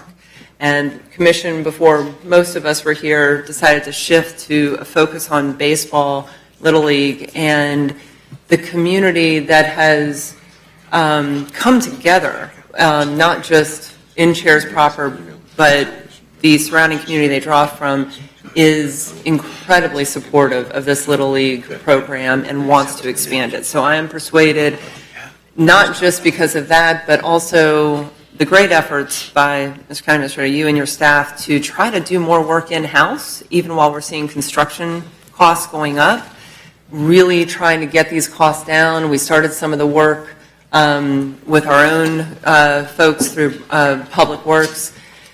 To me, this means we just need to keep pushing forward with the with the baseball, and I'm happy with that.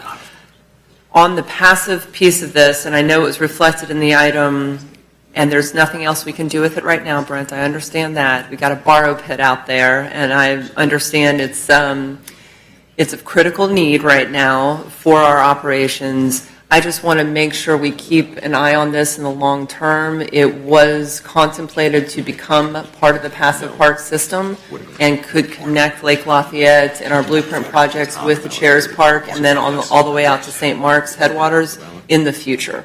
So, Ms. County Administrator, you've indicated that at such time as we can start looking in the future at other options for the borrow pits, you're going to bring that back to us and you're going to keep an eye on whether or not and when we can move forward with that. Absolutely. Is that right? Absolutely. I think, there's some concerns from a lot of those who wanted the passive park, and so I really think that's important to acknowledge that as we move forward with the ball field. I hope we do. The last thing is I want to acknowledge that after the meeting, we didn't have anyone in the meeting mentioning basketball. And I took an opportunity to walk down and actually interrupted a game, and the guys were very happy to, I wasn't sure how their reaction would be, but to be asked what they wanted at the park as well, and making sure that we accommodate all different types of people who are using the park. I was thrilled when one of them walked right up to me and said, "Do you work with Lee?" He had already been communicating, gotten a petition focused on improving the basketball courts, and Lee Davis and Maggie and Arsh have already, this is noted in the item, had contemplated lighting and improving the basketball courts. And I really just appreciate that fact, and it was wonderful to walk up to this group and to know that our staff was already being very responsive to them. So I know you got an email from Mr. Mitchell, I believe, talking about that. Just wanted to highlight that. And so I think we've not only looked at the budget issues with the ball field, but we've kind of taken a step back and looked at a lot of different issues. And I appreciate the process as much as what we're going to do in the future moving forward. So thank you, Mr. County Administrator. Thank you, Mr. Chair. Thank you. Commissioner Proctor, and then we'll go to vote. Well, this is sort of like a shot across the bow of Commissioner DeLoge, and maybe it's just to wake him up a little bit. But Commissioner Lindley and Maddox may well want to see if they can help him hold up the bloodstained banner. When are we going to get a park in the Northeast?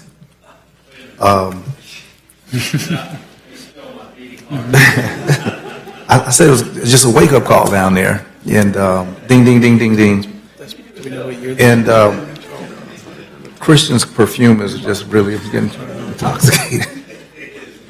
Yeah. So I'm trying to figure out, a church came up here and we bought some land, or we did something up there with a church one time. And you know that the mayor, when he was here, he pushed for a flagship park over on the northwest. And it seems that the silence of the district commissioner grows louder with respect to pushing for that park. Now, we, likewise, when the noise came out of Chair's community about commitments that we had made, and Commissioner Dozier went out and staff to quell the insurrection. But the Northeast, we said some things, and I would love to know where we are, if in the next 22 years we intend to really do something up there. But they ought to be a flagship park. And my kids grew up in that area, and ain't had nowhere like no real park. And a whole bunch of other people's kids grew up with no park up there. So I'm curious, just wanted to know, Commissioner, I'm not saying you're not a great champion, but you've had national issues to deal with. But, sir, can you comment? And is that an interest? Commissioner Deloge, you deserve the chance to respond. I'm all in. You're talking to preaching to the choir. When I did the analysis initially, there were 67 ball fields in Leon County. These are diamonds and squares that are public ball fields, city and county parks, not homeowners parks, but city and county parks. Of the 5 county districts, which are equally weighted population-wise, my district, District 4 in the Northeast, had 1 ball field. You do the math and figure out, the majority of the ball fields, if you think about what's happened geographically with Leon County, is the population has pulled to the Northeast with Killearn Lakes and Killearn and Golden Eagle and some of that. And unfortunately, county wasn't in the park business for a long time. So the majority of the parks are inside of the city limits. The big, you got Tom Brown, you got Messer, you got some of the bigger, and for us to build parks has been a bit of a burden. So we have 100 acres on the corner of Proctor Road and Thomasville Road. The other extenuating circumstance for us is, at least in my district, is the property values are really high, and there's a lot of pitch and roll to the property, so the earth moving associated with it in my end of the district, or my end of the county, becomes really tough. So we've got property, we've got money funded in the blueprint cooked in, but it's out a little ways, and I can tell you, it has been a slower process than I would much prefer to have been this a little further down the road. So, this came up in my briefing earlier today, because there's some other alternatives that we're actually looking at that might play into it potentially, that could fast track this a little bit. But if you're willing to walk with me on that, I'll bring this up every meeting till it's a little traction. Well, On point, Commissioner Proctor. Sure. Well, I've been a victim to its failure, so I could walk with you on that. I think Willani, there'll be dozens of kids growing up there. I think I read something in the last week or so about that place. There's going to be hundreds of children. It simply is not a flagship park up there. And while I think the Northeast gets the lion's share of all the goodies, but I wouldn't deny a child of a sliding board or of a seesaw. That should be made available to children, every child in Leon County. So that's my thought. On point, Commissioner Deloge. If you've ever driven from Golden Eagle to Spring Sacks, which is down in your district, Commissioner Proctor, on a good day, no traffic, it's a 45-minute drive, maybe an hour drive. And they had Babe Ruth games. That was the only place in the county that they were scheduled. So I had, in fact, Patrick Dorsey, who was our prior publisher, he lived in Golden Eagle. His son played Babe Ruth baseball. And this was a 13-year-old kid. They'd have games that started at 9 o'clock at night at Spring Sacks. You do the math. It's 10:30, 11. He's got a 13-year-old coming home midnight. It's tough. And Alan Cox, who was the old principal of Childs, he said, look, I grew up in Killearn. We used to have to go to Messer Field to play Pop Warner football. He said, my kids now still have to go to Tom Brown, which is a hike when you start talking about the traffic in the afternoons on a regular basis. So, well, I'll swap you up on that one. Our people, you talk about one park, we have one Piggly Wiggly, and we have to go to get some. I got about 6 publishers, so. So you guys are just, all kinds of good food, and, what can we say? But you keep coming down to Spring Sacks. We take care of you down there, and but it is a long way to drive. And it speaks to when services are not equally accessible, and we're talking about access. I think there's just time for the access issue of parks, and for the children to go to a seesaw and a sliding board and a swing, public place. I just think it's beyond time that we have that particular access throughout the county. Okay. One last comment before we go to vote. Commissioner Dozier.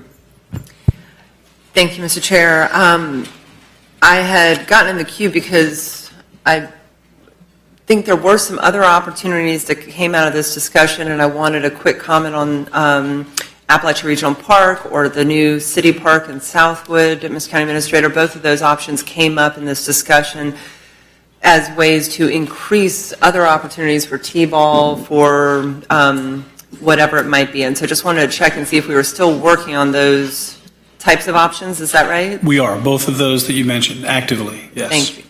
So with that, I can't help but say also, I think there is a real balancing that we need to take place, and I'm not going to touch the Northeast Park. It's in the blueprint list, and we can have that discussion. And I'm really glad you got some great support and bolster for that today, Commissioner Deloge. I think there is a balance. Green space, space to get out within your neighborhood, close to your home is incredibly important. I think driving across town with kids and driving to multiple ball fields, we heard a lot about that, is a key issue that we need to think about. We've got a lot of families going to our new wonderful complex out in Fort Braden, and this is a really good thing. I think it is in our interest, though, to remember that having our community meet at different places and get out of your specific neighborhood or district is not a bad thing either. So central areas where we've got teams that come from all over the county and play together keeps our community connected. It is an incredible way to do that. So I just felt like saying that. I appreciate what you just said, Commissioner Proctor, and I think as we move forward, we have done a good job at balancing those resources and looking at different types of greenways and parks in all parts of the county. And I hope that we will continue to provide those opportunities to come together, whether it's close to your home or as a community in larger spaces. Thank you. On point, prior to vote, what better place for a northeast ballpark than the corner of Proctor Road, did you say? That was by design. Motion has been made and seconded. All those in favor signify by saying aye. Aye. Opposed by the same sign. Motion passes. Item number 7, Mr. Administrator. Thank you, Mr. Chairman. We're bringing this in for a landing. This is a very simple item, but an important one. Obviously, you all know the census is upcoming, and Leon County aims to produce a complete count of residents living in the county as of April 1st, 2020.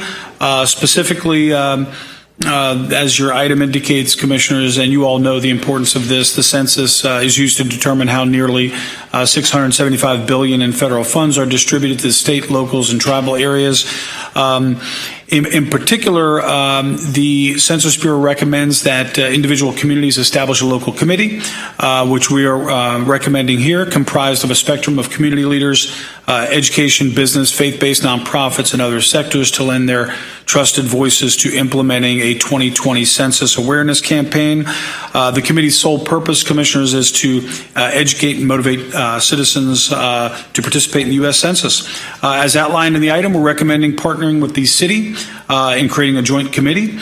In addition to the specific members outlined in the item, each county and city commissioner would be given the opportunity to make an appointment, and the committee is scheduled to meet 4 times, starting after the appointments are made later this summer and concluding with a final meeting during the census next April. Funding is included in the budget to support the public outreach campaign and provide the committee with the necessary materials to do their job. And with that, Commissioners, we're recommending option 1. Move up to 1. All right, I believe Commissioner Minor moved option 1, seconded by Commissioner Maddox. Commissioner Proctor in queue to speak. Thank you, Mr. Chairman. There's no question that Article 1 of American Constitution requires every decennium we do a count of the population. I'm not certain that this is enough money to count everybody. I'm not even sure 10,000 could count the dogs and the cats in our community. But it is at least a symbolic gesture. And I speak now with a pondering of whether or not all of the votes will be counted in 2020. And it looked like sometime in the last 2-3 weeks I saw a news flash which indicated that Tallahassee, Leon County's voting processes had been intercepted, interrupted, or had been hacked by Russian operatives.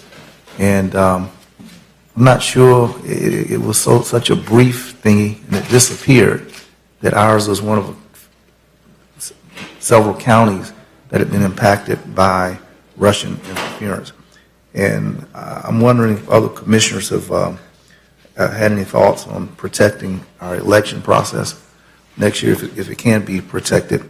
And then I speak to this item also to say that it's recent headlines in national newspapers have been very clear in announcing that not all the people are going to be counted in America this year. And it's strange that our federal administration, current administration, somehow dislikes the 14th Amendment. And the word citizenship has become so controversial, and who would be counted, who's going to be excluded, but that we're already projecting the undercount, and we understand the reasons why there's going to be an undercount. And it's almost like nobody even shrugs their shoulders to say, why we have to do this. But $10,000 up against the seriousness of what the weighted value of what that count does in terms of reciprocal dollars from the federal government, in terms of block grants, medical assistance, federal, and a plethora of other goodies that come with our numbers being accurate meaning reflective of all of the people, helps us. And it's really a disastrous feeling of a certain level of I don't even have a word, but it leaves you feeling a certain desolate kind of empty feeling to know that our government is not going to count the people, everyone, and that this administration does not want to count everyone. And this is a very, very, it goes to the core of American democracy. And the fact that we're putting $10,000 on a point that goes to the heart of American democracy ain't enough. And maybe it's something that the Florida legislature, with the billions of dollars that they oversee, we really shouldn't be putting money in this, because it helps the entire state of Florida to get the numbers right. We all benefit if the numbers are accurate. And the failure of certain parties that are in power to be comfortable with not counting all of the people, and we're sworn to uphold the Constitution of the United States. Well, you cherry pick the parts of the Constitution when you don't want to count all the people, because counting the people is a damn part of the Constitution of the United States. It's a very early part of the Constitution of the United States. So this is a dilemma, and this is a symbolic reach on our part, and to the extent that my hope that the city would man up, woman up, and meet us in this quest, because there are well beyond $10,000 that the return of an accurate count would bring back to our community. This is a good investment when you do the cost-benefit analysis. It's a good investment. I will support this. Thank you, Commissioner Proctor. Motion's been made by Commissioner Minor, seconded by Commissioner Maddox. All those in favor signify by saying aye. Aye. Opposed by the same sign. Motion passes. We are on item number 8, I believe, right? Thank you, Mr. Chairman. This is your final item, which establishes the maximum millage rates for the FY 2020 tentative budget. Commissioners, pursuant to Florida statutes, this item seeks board direction and establishing the annual maximum millage rates for utilization for the truth in millage process. Commissioners, again, as reflected in your budget materials, the 2020 budget is tentatively balanced with no increase in either the countywide or the EMS millage rates. At your public hearings in September, these rates can only be decreased. They cannot be increased. At that time, staff is recommending options 1 and 2.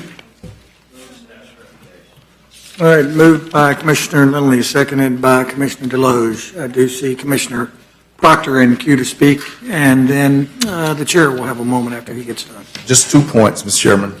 The second paragraph in the background of this report and discussion indicates why I said that coming into this meeting, I come to our budget meetings and sessions very cocky. And I think that this second paragraph indicates why I believe in our staff. And it captures for us how our staff articulated during the recession that they came up with a strategy which contemplated a millage rate that would have an evening effect of declining values of $13 million. But when the recovery would come, that the evening effect would occur when property values increase, and that millage rate would remain the same, and it would build back reserves, lessen the use of the fund balance, increase capital project funding, and fund the inflationary costs of government services. That little paragraph right there is absolutely, Vince, why I put my name out there behind you guys and, believe in you guys. And because I have sat here long enough to know the truth in this and what merits genuine respect by your performance is that I have watched us go through hell, and I have watched us come out of hell, and I have watched us and how you all have managed us as we point toward the heavenly direction. So I had to cite that because it's the stuff that I didn't say up front, but it's right there. They have been excellent when we've been down. They've been excellent when we've been even Steven, and they've been excellent when, as they're reporting now, what might be a little surplus this year because the market has changed. Secondly, I wanted to ask, with respect to the children's service taxes, is that projected to be a sales tax? Is that projected to be a property tax? And we saw COCA came in and grabbed a little piece of a penny today, and we saw the LIFE program is going to get a little percent out of the blueprint money.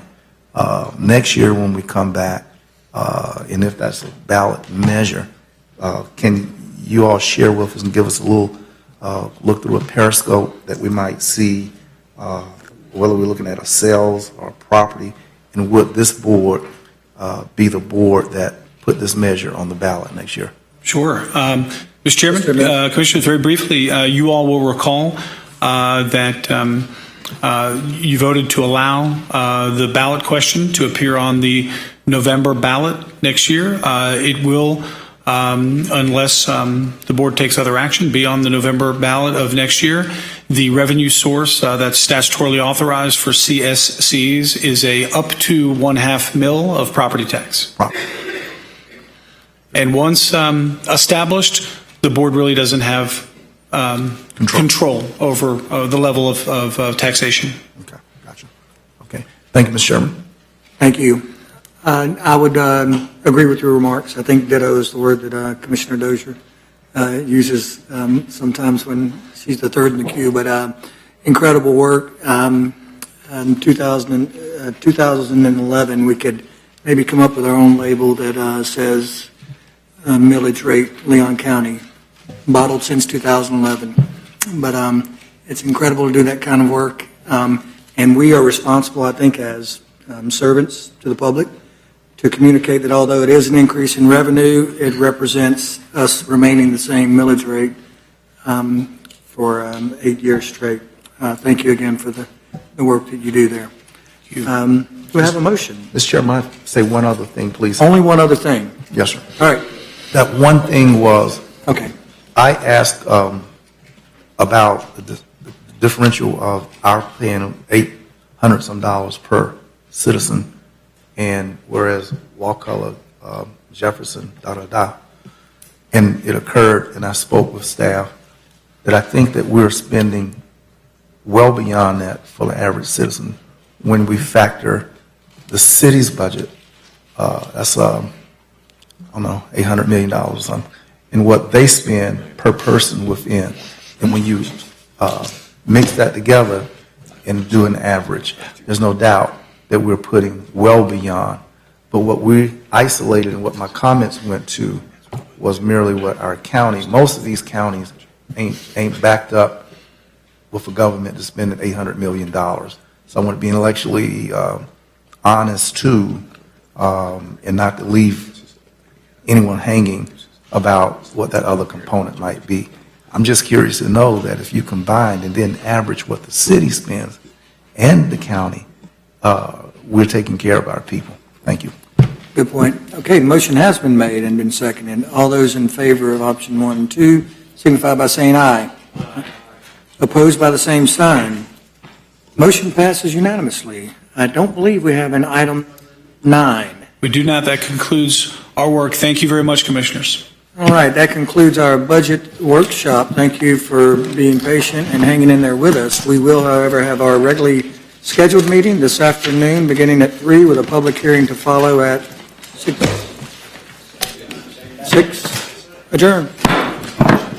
Good meeting.